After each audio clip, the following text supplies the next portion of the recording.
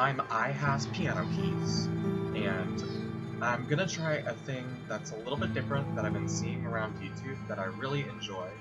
I'm going to read a scary story. I know, right? You're getting the chills already. Basically, I've been listening to a lot of these things on YouTube, and I think they're really cool, but I have noticed that a lot of them swear. And that is, in our house, that's not really appropriate. So hate on me all you want, but I decided that I was going to read some stories for you guys that were clean and that you could actually let your kids listen to if they're into that kind of thing. This one, yeah, and well, all of them.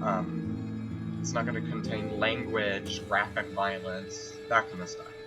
Just scary stories that are appropriate for your children. That sounded really weird, I'm sorry. Anyway, I'm gonna try this out, and the first story I'm gonna read is The Smiling Man by Blue Tidal. Let's Not Meet story, so I'm gonna do this.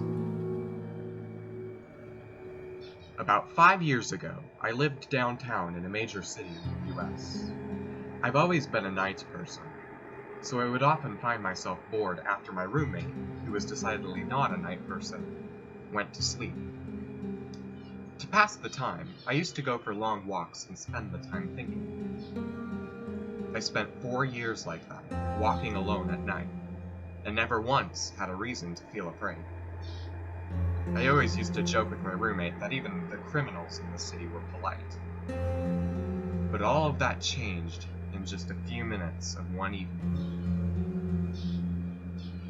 It was a Wednesday, somewhere between 1 and 2 in the morning, and I was walking near a police patrol in the park, quite a ways from my apartment. It was a quiet night, even for a weeknight, with very little traffic and almost no one on foot. The park, as it was mostly night, was completely and utterly empty. I turned down a short side street in order to loop back to my apartment when I first noticed him. At the far end of the street, on my side, was the silhouette of a man dancing. It was a strange dance, similar to a waltz, but looked, I don't know, he just finished each box with an odd forward stride. I guess you could say he was dance walking, headed straight for me. Deciding he was probably drunk, I stepped as close as I could to the road to give me the majority of the sidewalk to pass by. The closer he got, the more I realized how gracefully he was moving. He was very tall and lanky, and wearing an old suit. He danced closer still, until I could make out his face. His eyes were open wide and wild, head tilted back slightly, looking off at the sky. His mouth was formed in a painfully wide arch within the smile. Between the eyes and the smile, I decided to cross the street before he danced any closer. I took my eyes off of him to cross the empty street. As I reached the other side, I glanced back. Then I stopped dead in my tracks. He had stopped dancing and was standing with one foot in the street, perfectly parallel to me. He was facing me, but still looking skyward. Smile still wide on his lips. I was completely and utterly unnerved by this. I started walking again, but kept my eyes on the man. He didn't move. Once I had put about half a block between us, I turned away from him for a moment to watch the sidewalk in front of me. The street and the sidewalk ahead of me were completely empty. Still unnerved, I looked back to where he had been standing to find him gone. For the briefest of moments, I felt relieved. Until I noticed him. He had crossed the street and was now slightly crouched down. I couldn't tell for sure due to the distance and the shadows, but I was certain he was facing me. I had looked away from him for no more than 10 seconds, so it was clear that he had moved fast. I was so shocked that I stood there for some time, staring at him. And then he started moving toward me again. He took giant, exaggerated tiptoed steps, as if he were a cartoon character sneaking up on something. Except he was moving very, very quickly.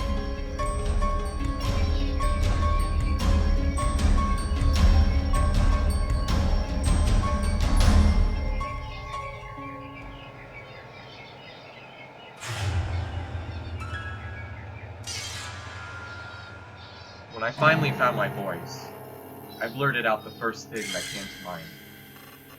What I meant to ask was, "What the heck do you want?" in an angry, commanding tone. What came out was a whimper. Regardless of whether or not humans can smell fear, they certainly hear it. I heard it in my own voice, and that only made me more afraid.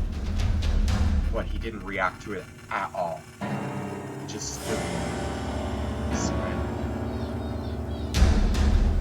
And then, after what felt like forever, he turned around. Very slowly, he started dance walking away. Just like that.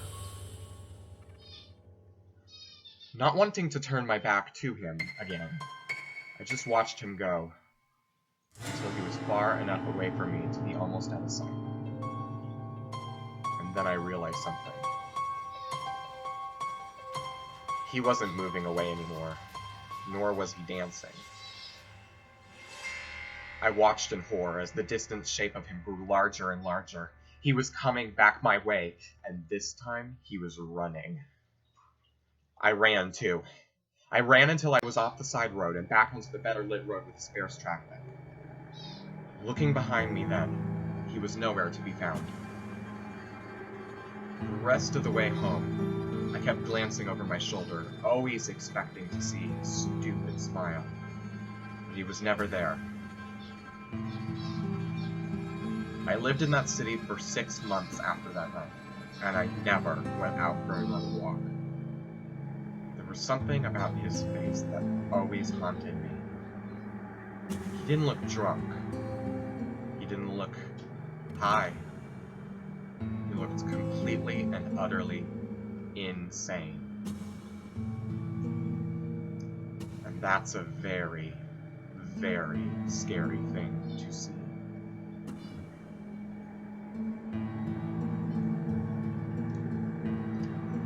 Thanks for watching, guys. I hope you enjoyed the story, and be sure to give me a thumbs up and subscribe.